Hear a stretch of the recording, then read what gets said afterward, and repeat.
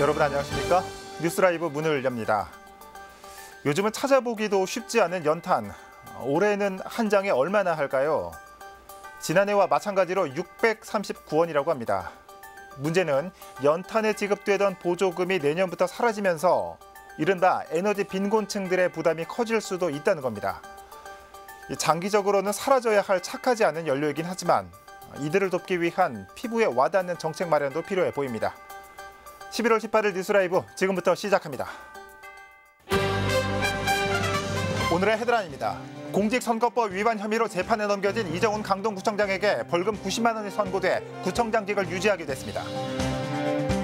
뚝섬 복합문화센터 건립 사업이 시행 타당성을 확보하고 본격적으로 추진됩니다. 2021년 착공해 2022년 완공 예정입니다. 기초의원들과 학부모들의 소통 자리가 중구에서 마련됐습니다. 생활 전 분야와 자녀 학교 문제 등 9개 분야에 대한 토론이 오갔습니다. 마포구에 내후년 거점형 공공직장 어린이집이 들어섭니다. 60여 명 정원으로 마포구민과 마포 지역 근무자 자녀들이 우선입니다.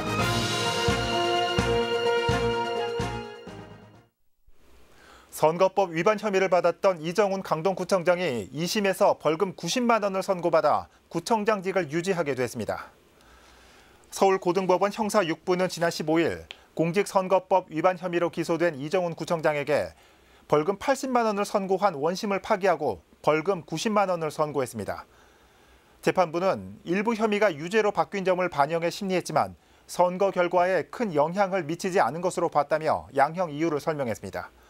선고 직후 이 구청장은 재판부의 판결을 존중한다며 구정에 전념하겠다고 밝혔습니다. 이 구청장은 지난해 6.13 지방선거 당시 민주당 내 후보 경선 과정에서 문자 메시지로 미등록 여론조사 결과를 전송해 공직선거법을 위반했다는 혐의로 재판에 넘겨진 바 있습니다. 중구의회가 주민소통공청회를 마련했습니다. 구의원과 학부모가 원탁에 둘러앉아 중구의 생활 전 분야에 걸쳐 격없이 소통하는 방식으로 진행됐는데 이런 자리는 의회 개원 이후 처음입니다. 지혁배 기자입니다. 생활과 밀접한 분야에 대한 심도 있는 이야기가 오갑니다. 중구의회 의원들이 현장의 목소리를 가감없이 듣는 자리. 원탁에 둘러앉은 학부모들은 메모지에 평소 생활하며 느꼈던 불편사항이나 제안을 써서 커다란 백지를 채워갑니다. 학교 급식이나 통학로 교통 문제부터. 녹색 어머니들이 계속 줄어들고 있으니 인력 지원이 됐든 아니면 뭐 어떤 방법으로 지원이 해서 저희 녹색을 활성화를 좀 시켜서 아이들이 통학로를 안전하게 다닐 수 있게. 학교 시설 노후화에 따른 리모델링이나 방과 후 활동의 활성화 문제.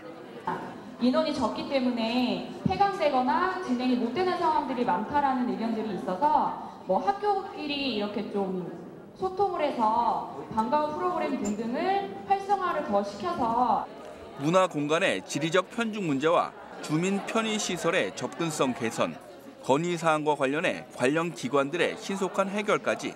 서울시나 교육청이나 중구청이나 타구나 다 협조할 수 있는 부분 최대한 협조하셔서 우리 학부모 아이들 입장에서 최대한 노력해서 해결해 줄 수 있는. 보건과 안전, 주민 복지나 문화 같은 생활과 밀접한 9개 분야에 걸쳐 다양한 의견이 발표됐습니다. 중구의회가 중구 학부모 네트워크와 함께 지방의회 차원에서 처음으로 마련한 주민 공청회입니다. 꼭 교육뿐 아니라 다른 것들도 자주 이런 공청회를 통해서 정책에 반영될 수 있도록 우리가 노력하고 중구의회가 앞서가는 의회가 될 수 있도록. 중구의회는 학부모 이야기를 듣다라는 주제로 열린 주민공청회에서 나온 제안을 책자 형태로 제작하기로 했습니다. 딜라이브 서울 경기 케이블 TV 지역구입니다. 올해 3월 시작된 뚝섬 복합문화센터 건립 사업이 최근 행안부 지방재정 중앙투자 심사를 통과하면서 사업 시행의 타당성을 확보했습니다. 이제 내년까지 실시 설계를 마무리하고 착공에 들어가는 일만 남았습니다. 보도에 조성협 기자입니다. 뚝섬 유수지에 각종 스포츠와 문화시설을 짓는 복합문화센터 건립 사업.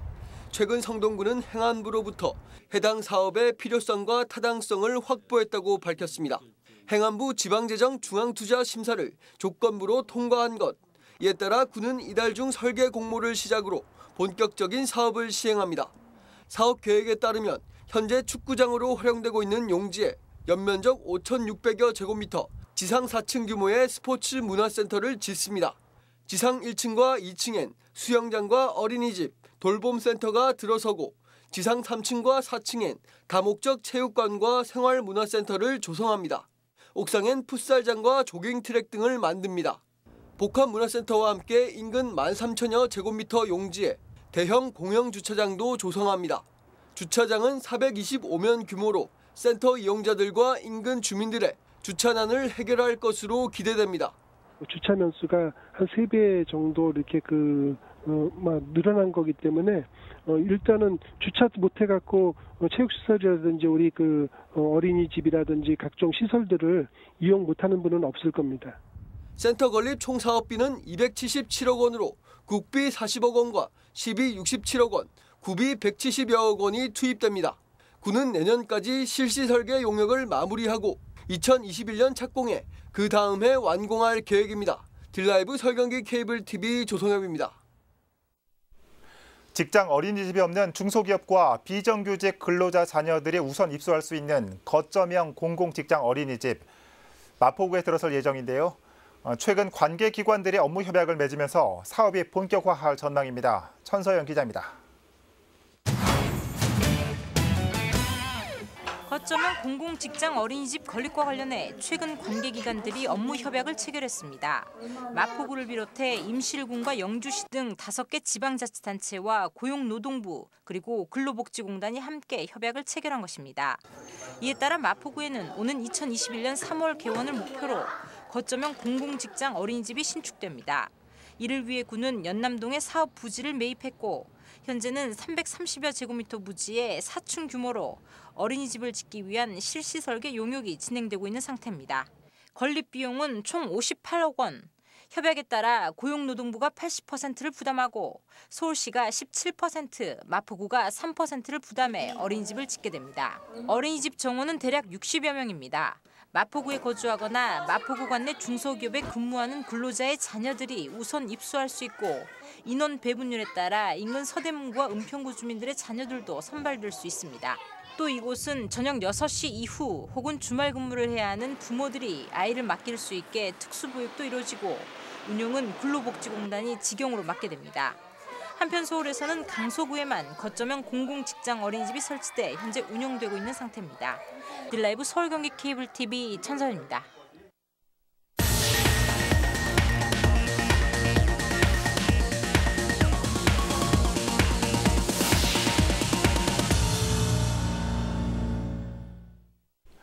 얼마 전 공사에 들어간 신안산선은 국내 최초로 엘리베이터 진출입 방식으로 역사가 지어집니다. 깊은 지하를 빠르고 손쉽게 내려갈 수 있다는 장점도 있지만 화재 안전성 문제도 끊임없이 제기되고 있습니다. 엄정규 기자입니다. 신안산선 구간에 들어서는 역사는 총 15개, 그중 서울에는 9개 역이 들어섭니다. 기존 지하철역과 다른 점은 건물형 통합 역사에서 고속 엘리베이터를 통해 지하 60에서 70m 아래 시설로 진입해야 한다는 점입니다. 최근 열린 서울시의회 행정사무감사에선 이 같은 구조에 따른 화재 안전 문제가 제기됐습니다. 질문에 나선 최용식 의원은 화재 시 엘리베이터 용량의 한계 그리고 25층 높이의 비상계단을 통해 신속한 대피가 가능한지를 물었습니다. 60-70m로 들어가게 돼 있어요. 신안산선은. 거기에 뭐 일부 계단을 좀 만든다고 해요. 계단.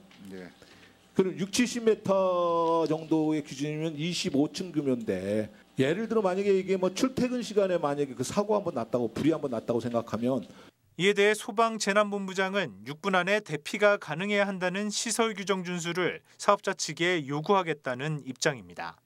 그 역사에 가장 사람이 붐빌 때 몇 명이 있을 거라는 걸 해가지고 그 사람들이 4개 계단을 통해서 6분 안에 다 그래서 그걸 저희들은 주장할 생각입니다. 그래서 25층을 갖다가 그 6분 안에 올라올 수 있을까요? 소방 재난이라든가 소방 이런 부분에 대해서는 아무래도 우리 그 본부장님이라든가 우리 전문가들이시잖아요. 그래서 그런 의견을 충분히 제시해서 그런 얘기를 해서 그런 방법을 좀 찾을 수 있는 역할을 해주시라는 얘기입니다.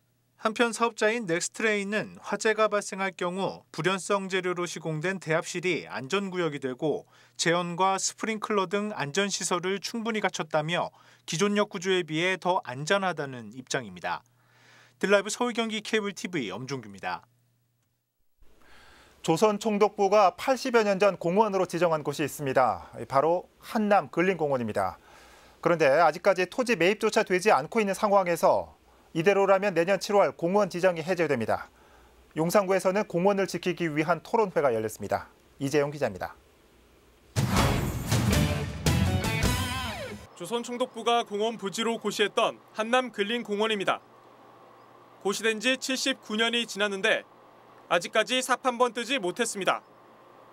이대로라면 내년 7월 도시공원 일몰제에 따라 공원 지정이 해제되는데 이를 막기 위한 토론회가 열렸습니다. 생물의 다양성과 주택 가격 등의 긍정적인 영향을 기여한다는 연구 결과를 토대로 도시공원의 필요성이 재조명됐습니다. 아이들이 놀 곳도 없고 그래서 집안에만 있어야 하는 것이 과연 정의로운 사회인가. 문제는 예산입니다. 한남 근린공원의 총 면적 28,197제곱미터 중 99.5%가 사유지인데 보상비만 3천억 원이 넘을 것으로 예상되기 때문입니다. 이를 놓고 서울시는 보상비의 절반을 지원하겠다는 입장인데 용산구는 시가 전액을 지원해야 한다고 맞서고 있습니다. 3,800억 정도 된다고 합니다. 올해 예산의 3분의 1을 이 용산 한남공원에다가 투자하기에는 무리가 있다. 50%니까 1,900 가까이 되는 예산을 제가 용산구에서 이제 부담을 해야 됩니다. 용산구 세입이 연간 약 1,800억 정도 되는 상황에서 단기간에 예산을 투입한다는 것이 참 물리적 어려움이 있습니다. 이건 서울시 차원에서 서울시 공원이다. 전문가들은 분할 납부나 지방채 발행 등을 검토해서라도 구가 토지 보상비의 절반을 부담해 공원을 조성해야 한다고 말했습니다. 용산구가 안 내면서 서울시가 50% 내라고 하기 어렵습니다. 5년에 나눠서 내면 됩니다. 이것도 나눠서 낼 수 있어요. 사실 기초단체장이 마음을 먹으면은 공원은 어떻게든 지정이 될 수는 있습니다. 네, 어떻게든 지켜질 수 있어요. 아직 성장현 구청장님이 이 문제에 대해서 조금 소극적이시다라고 저는 생각이 돼요. 구민들은 답답한 심정에 모금 운동이라도 하자는 분위기입니다.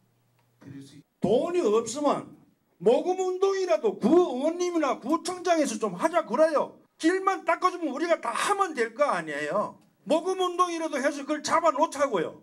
한남 근린공원의 토지 보상비를 두고 시와 구의 입장차가 좁혀지지 않는 가운데 도시공원 일몰제 시행일은 7개월 앞으로 다가왔습니다. 딜라이브 서울 경기 케이블 TV 이재용입니다. 해방 직후의 용산 일대와 1.4 후퇴 직후의 모습 등이 담긴 사진전이 개출됐습니다.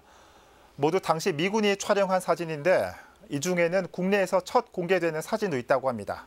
이재용 기자입니다. 서울 용산기지 일대가 한눈에 보입니다. 74년 전 해방 직후 미군 정찰기가 항공 촬영한 겁니다. 북한과 중공군의 공세로 유엔군이 서울에서 철수했던 1.4 후퇴 직후의 서울 일대를 담은 사진도 있습니다. 국내에서 처음으로 공개되는 사진들입니다. 미국 내셔널 아카이브라는 즉 우리나라의 국가기록원에 해당되는 기관인데 원본을 저희가 이렇게 가져올 수는 없었고 미국에서 그 사진들에 대해서 스캔을 다 할 수 있게끔 허락을 해줬습니다. 또 일부는 저희가 자체적으로 이렇게 복제, 유물의 느낌을 살리기 위해서 복제를 하기도 했습니다. 전시회에선 지난 1945년부터 19년 동안에 용산 일대를 담은 사진 80여 점이 공개됐습니다. 과거와 현재 모습을 같은 구도로 찍은 사진에선 지역의 변화를 한눈에 체감할 수 있습니다. 운영 시간은 평일 오전 9시부터 오후 6시까지로 관람료는 무료입니다. 방문객에겐 전시회 사진으로 만든 기념 엽서 6종이 제공됩니다. 전시를 희망하는 데가 있다 그러면 순회해서 전시를 할 계획을 갖고 있습니다. 전시회뿐만 아니라 내년도에 저희가 책자를 2권을 만들거든요. 발간이 되면은 각 동에도 비치를 할 거고요. 미 내셔널 아카이브 수장 사진으로 본 용산의 옛 모습전은 오는 29일까지 열립니다. 딜라이브 서울 경기 케이블 TV 이재용입니다. 이달 초 강동구 천호동에서 방화 사건이 있었습니다. 노후된 건물이 많아 큰 화재로 번질 수 있었던 상황이었는데 한 경찰관의 빠른 대처로 조기에 화재를 진압할 수 있었습니다. 박용찬 기자의 보도입니다. 강동경찰서 천호지구대 소속 이종흔 경위는 그날을 생각하면 아직도 간담이 서늘합니다. 이달 초 천호시장 근처를 배회하던 노숙자가 밤 늦은 시간을 틈타 시장 근처 음식점에 불을 질렀기 때문입니다. 음식점이 있었던 건물 위층엔 사람이 생활하는 가정집도 위치해 있어 인명피해로 번질 수 있는 상황이었습니다.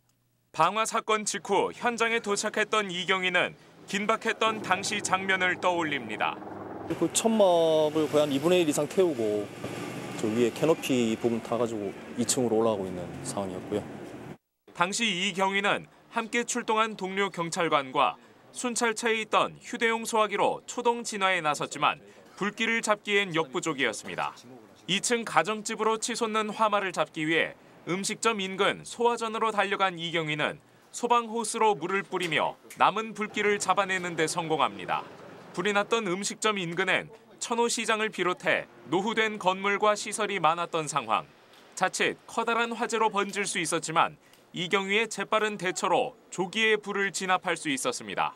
저희 당에 소화전이 있어가지고 소화전을 열어서 소화전 안에 있던 소화기를 이용해서 한 번 더 불을 껐었고요. 이제 완전히 진화하기 위해서 소화전 호스를 이용해서 물로 불을 완전히 진화했던 상황입니다. 한편 이날 화재 진압에는 경찰과 소방 인력 100여 명이 출동해 힘을 모았습니다. 이 경위는 동료와 인근 주민들이 합심해 화재를 진압할 수 있었다는 점을 강조하며 지역 치안에 앞장서겠다는 포부를 다집니다. 저희 팀원들 모두가 합심해서 함께 조치해준 덕분에 화재도 초기에 진압을 하고 방화범도 검거를 할 수 있었는데 저만 주목을 받게 돼서 참 송구스럽고요. 진심을 다해서 우리 천호동의 안전을 위해서 최선을 다하도록 노력하겠습니다. 한편 이번 사건의 방화범은 화재 현장에서 체포돼 범행 경위를 조사받고 있는 것으로 알려졌습니다. 딜라이브 서울 경기 케이블 TV 박영찬입니다. 아이들이 직접 아이디어를 내고 기획한 놀이터가 문을 열었습니다. 기존의 놀이터들과는 어떻게 다를까요? 이혜진 기자가 다녀왔습니다. 주택가가 밀집해 있지만 마땅한 놀이시설이 없었던 홍제동. 이곳에 대형 어린이 놀이터가 들어섰습니다. 알록달록한 일반 놀이터와 다르게 원목을 사용한 놀이기구가 설치됐고 놀이터 바닥은 모래로 조성됐습니다. 아이들이 마음껏 뛰놀고 촉감놀이까지 즐길 수 있도록 자연의 모습 그대로 설계됐습니다. 특히 이곳은 인근에 거주하는 학생들과 어린이집 관계자들이 직접 기획하고 설계한 놀이터입니다. 인근에 있는 원장들 중심으로 협치위원회를 구성을 했고요. 그리고 어린이 디자이너를 갖다가 별도로 모집을 해서 협치원과 어린이 디자이너가 같이 함께 일방적인 게 아니라 같이 어린 눈높이에서 같이 아이들을 내고 또 직접 그림을 그려보고 해서 만들게 됐습니다. 많게는 한 번에 100여 명의 아이들이 뛰어놀 수 있는 이곳. 큰 규모만큼 눈길을 끄는 것이 또 있습니다. 바로 놀이터 전체를 뒤덮고 있는 모래. 서대문구가 동해안에서 직접 공수해온 모래로 촉감이 부드럽고 안정성까지 인정받아 아이들에게 인기가 좋습니다. 모래바닥 깊이가 50cm 이상으로 깊어 다양한 모래놀이도 가능합니다. 여행 갔을 때도 모래놀이 해봤고 싱가포르 갔을 때도 모래놀이 해봤어. 밥도 만들었고 친구들하고 모래놀이도 했어요. 서대문구는 어린이 시설이 부족한 홍제동에 방치된 공원을 활용한 놀이공원을 확보해 나갈 계획입니다. 딜라이브 서울 경기 케이블 TV 이혜진입니다. 행정안전부가 공모한 2019 행정서비스 공동생산 우수 사례 사회혁신 부문에서 서대문구가 운영 중인 달팽이 학교가 행안부 장관 대상을 수상했습니다. 구는 청소년들의 자존감 향상과 관계 형성을 돕기 위해 2016년부터 학교 밖 마을 배움터에서 다양한 체험형 프로젝트를 진행하는 달팽이 학교를 운영해왔습니다. 올해는 36명의 중학생들이 목공과 도예, 그리고 미술 심리 등 다양한 프로그램에 참여하고 있습니다. 달팽이 학교는 관주도에서 벗어나 학교와 마을 예술가들이 협업으로 사업을 추진해 마을 교육 공동체 활성화에 기여한 점이 높은 평가를 받았습니다. 강남 향토사 연구회는 지난 11일 삼성 1 문화센터 강당에서 강남의 역사 인물 광평대군과 영순군을 주제로 학술회의를 열었습니다. 회의에서는 한희숙 숙명여대 교수와 김창현 한양대 지역문화연구소장이 광평대군의 생애와 그의 가족에 대해 연구자료를 발표했습니다. 박홍갑 전 국사편찬위원회 상임위원과 정수환 한국학중앙연구원 책임연구원은 세조의 전국 운영과 영순군에 대해 종합토론을 이어갔습니다. 강남의 역사 인물을 조명하는 강남 향토사 연구회 학술대회는 지난해에 이어 두 번째로 마련됐습니다. 강남구 자원봉사센터는 지난 15일 일원 에코파크에서 핑크산타 김장하는 날 테마 봉사활동을 벌였습니다. 김장김치 담그기 자원봉사활동에는 동국제약과 파크하얏트 서울, 리눅스 데이터 시스템과 이도곰탕 임직원 봉사단과 강남구 자원봉사자들이 참여했습니다. 김장김치는 독거 어르신과 저소득 가정 300가구에 전달됐습니다. 김장 봉사활동에는 일원 일동 어르신 50명을 초청해 김장의 추억을 함께 얘기하고 따뜻한 식사를 나누는 시간도 마련됐습니다. 사랑과 긍정을 의미하는 핑크산타는 기업의 자원봉사 문화 확산을 위한 자원봉사 활동입니다.